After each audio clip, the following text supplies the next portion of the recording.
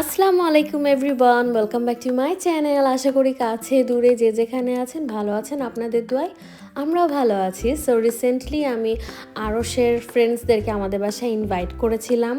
So আরশদের ফ্রেন্ডসদের মমিজ সবাই আসবে আমাদের বাসায়, তাই আরশের আব্বু আমাকে একদিন আগে বাজার করে দিয়েছিল। তো আমি ভাবলাম রান্নাবান্না যেহেতু করবই, তো একটু রান্নাবান্নার ব্লগ করি।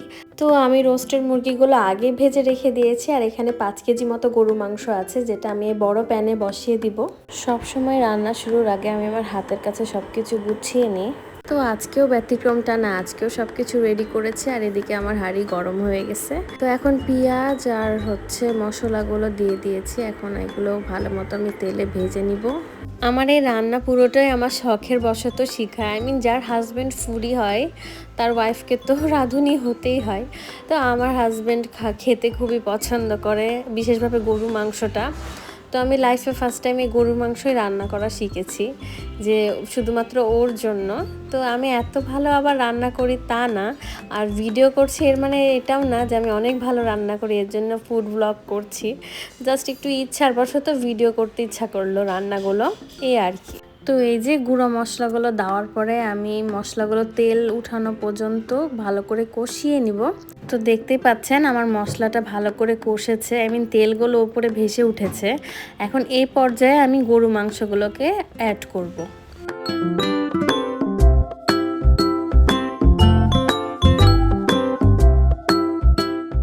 এইবার কষানো মশলাটির সাথে গরু মাংসগুলোকে ভালো করে নেড়ে মাখিয়ে নিব, যাতে প্রত্যেকটা গরুর মাংসের গায়ে মশলাটা ভালো করে লেগে যায়।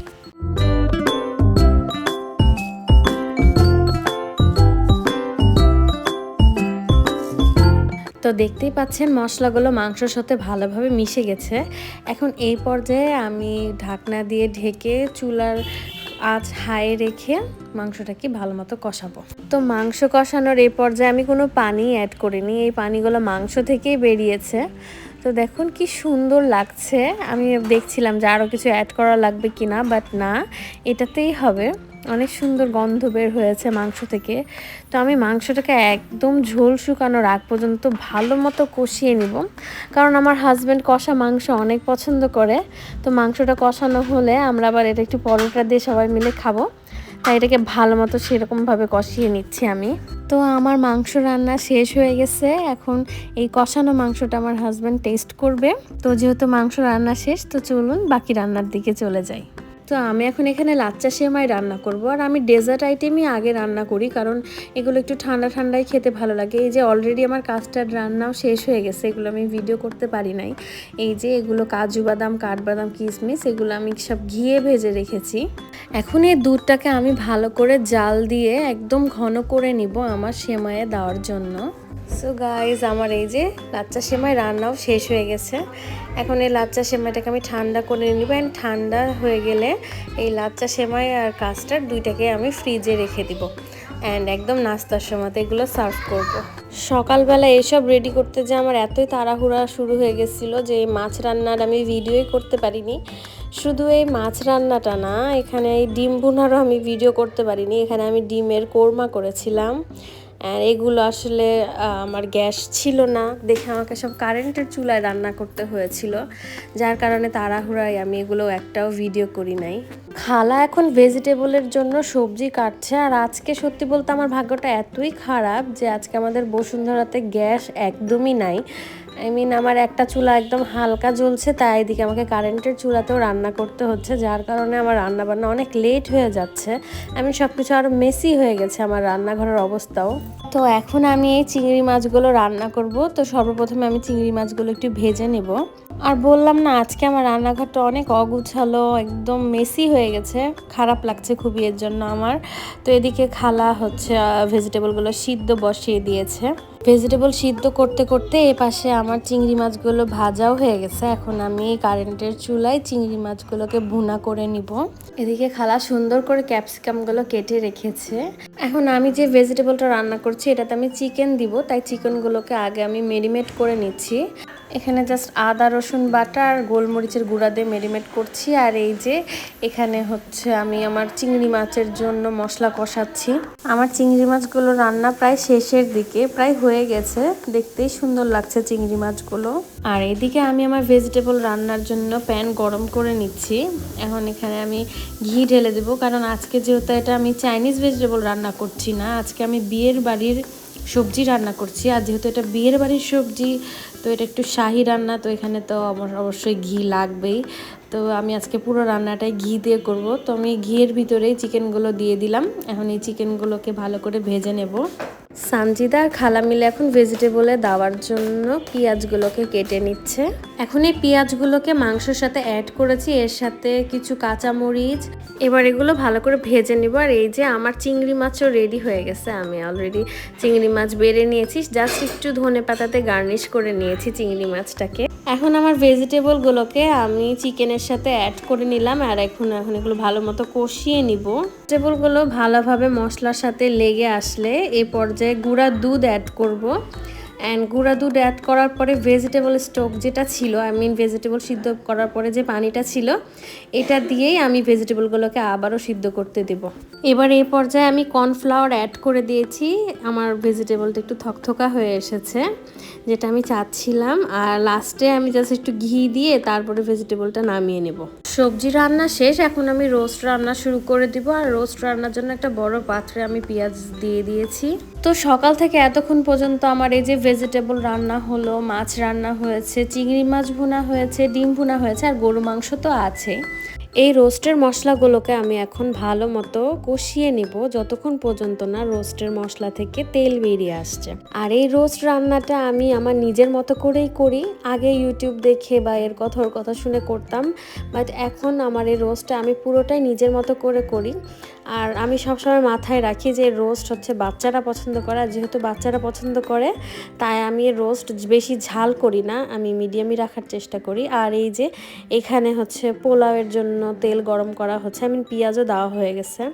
আর দেখতেই পাচ্ছেন আমার রোস্টের মশলা থেকে একদম তেল বেরিয়ে এসেছে। এখন এবার আমি চিকেনগুলো দিয়ে চিকেনগুলোকে কষিয়ে নিব, দেন পানি অ্যাড করব। আমি আজকে এখানে 10টা মুরগির রোস্ট করছি। আর 10টা মুরগির রোস্ট করা মানে হচ্ছে এখানে 40টা পিস আছে। তো আমার কাছে ব্যাপারটা আজকে একটু টাফ, কারণ আমার কড়াইয়ে এটা এতগুলো পিস আটবে কি না আমি এটা নিয়ে একটু কনফিউজ ছিলাম। যাক, অবশেষে কষ্ট মষ্ট করে আমার এই 40টা পিস রোস্ট এখানে এঁটে গেছে।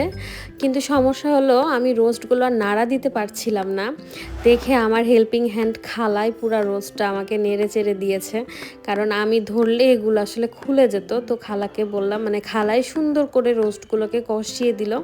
অ্যান্ড খালাই বললো যেহেতু অনেকগুলো রোস্ট, বেশি নাড়াচাড়া দেওয়ার দরকার নাই।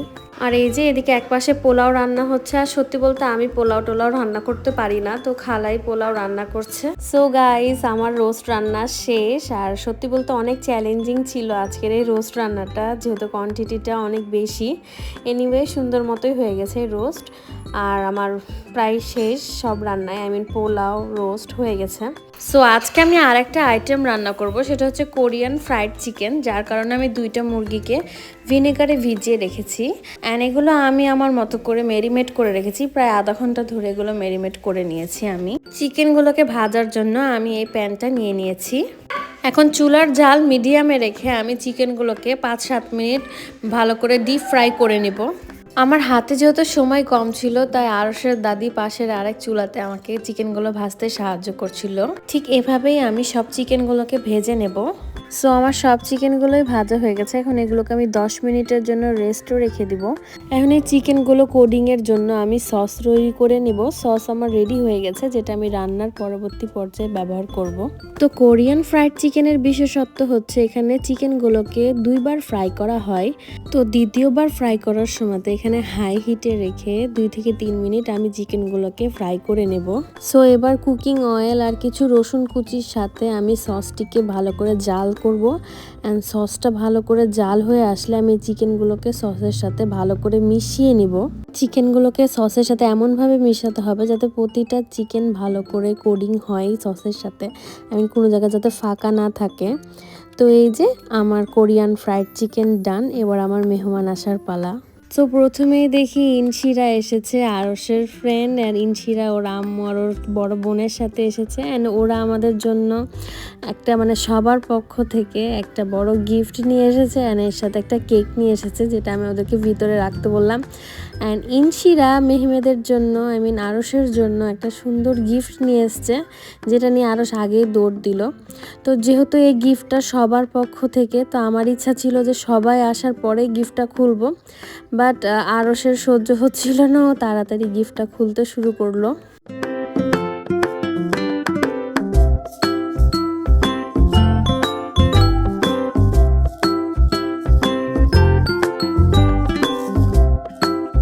ওয়াও, ওরা দেখি আমার জন্য একটা অনেক সুন্দর বাটি সেট নিয়ে এসেছিল, যেটা আমার অনেক বেশি পছন্দ হয়েছে, আর জিনিসটা খুবই সুন্দর ছিল। সো থ্যাংক ইউ সবাইকে আমাকে এত সুন্দর একটা গিফট দেওয়ার জন্য। আর এই ড্রেস দুইটা ইনশিরা নিয়ে এসেছিল আরশ আর আরিশার জন্য।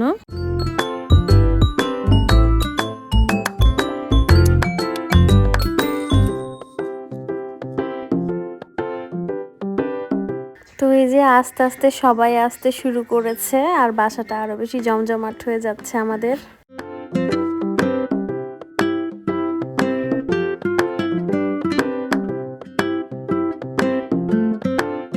আমি আজকের এই দিনের জন্য বাচ্চাদেরকে হ্যান্ডেল করার জন্য দুইটা বয় এনেছিলাম, আর আমার এই দুইটা বয়ের নাম হচ্ছে মামা।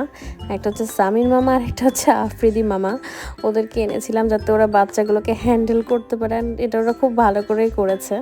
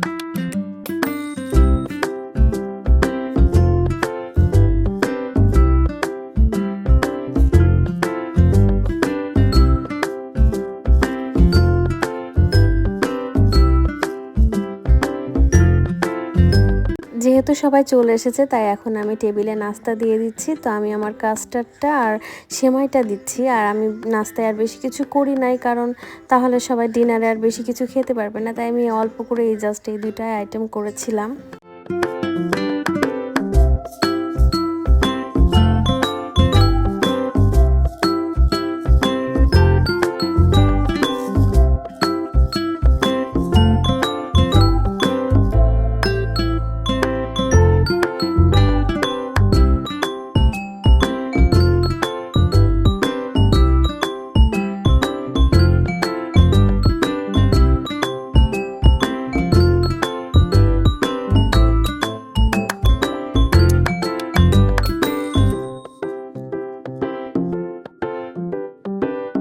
তো এবার আমি রাতের খাবারগুলো সার্ভ করে দিলাম, আর যেহেতু আমার এখানে চেয়ার ছিল 6টা, বাট আমার মানুষ ছিল অনেক বেশি, অনেক বাচ্চারা ছিল, তাই আমরা সবাই মিলে ঠিক করলাম যে সবাই হাতে হাতে করে নিয়ে বুফের মতো করে এখান থেকে তুলে নিবেন, বাচ্চাদেরকে যে যার মতো করে খাওয়িয়ে দিবে।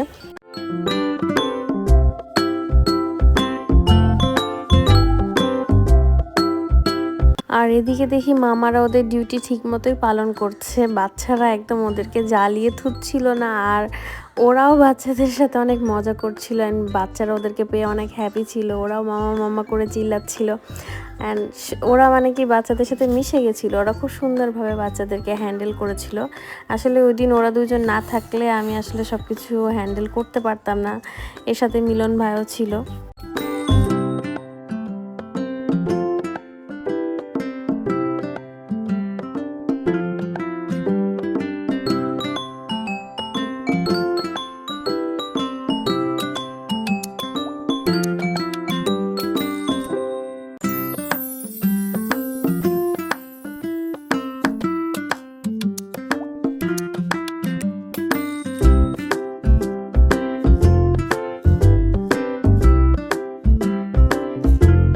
বাচ্চাদের খাওয়া দাওয়া শেষে এবার হচ্ছে সব মমিসদের পালা। আর বাচ্চারা ওইদিকে মামাদের সাথে আছে, আর এই সুযোগে মায়েরা এখানে আরামে খাওয়া দাওয়া করছে।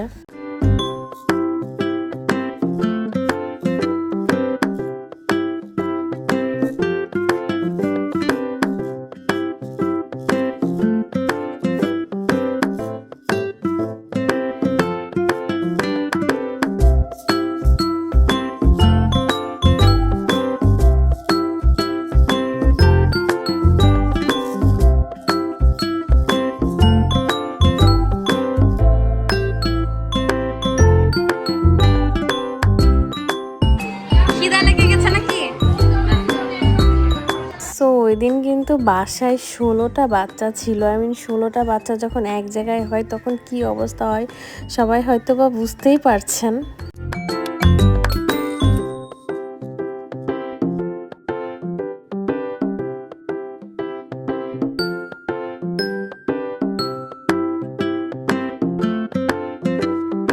সো এবার ওরা যে কেকটা নিয়ে এসেছিল ওই কেকটা কাটার পালা, আর আমি এখানে আসল ভয়েসগুলো দিয়ে দিব শুধু এটা বোঝার জন্য যে সব বাচ্চাগুলো মিলে কি অবস্থা করেছিল। ওরা জাস্ট কেকটা দেখে এত এক্সাইটেড হয়েছিল যে সবাই কেকটার উপরে সবাই কেকটার জন্য একদম টানা হ্যাচড়া শুরু করে দিয়েছিল।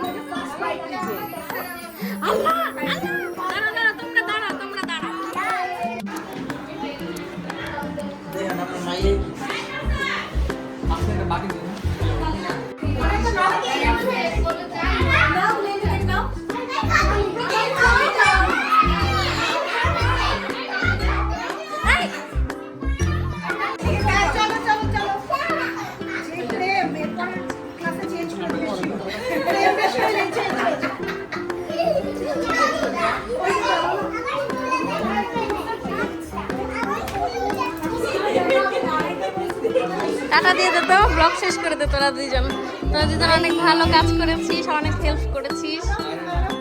সো এখন হচ্ছে সবার বিদায়ের পালা। খুবই ভালো লেগেছে, সবাই আমার বাসায় এসেছে, সবাইকে অনেক অনেক ধন্যবাদ আমাকে এত সুন্দর একটা সময় দেওয়ার জন্য। ইনশাআল্লাহ আবারও সবাই এক হব আর এভাবে অনেক সুন্দর মুহূর্ত পার করব। সো আজকের এই ভিডিওটা আমি এখানেই শেষ করছি। সবাই ভালো থাকবেন, সুস্থ থাকবেন, দেখা হবে আবার আমার নতুন কোনো ব্লগে। ততক্ষণ পর্যন্ত আল্লাহ হাফেজ।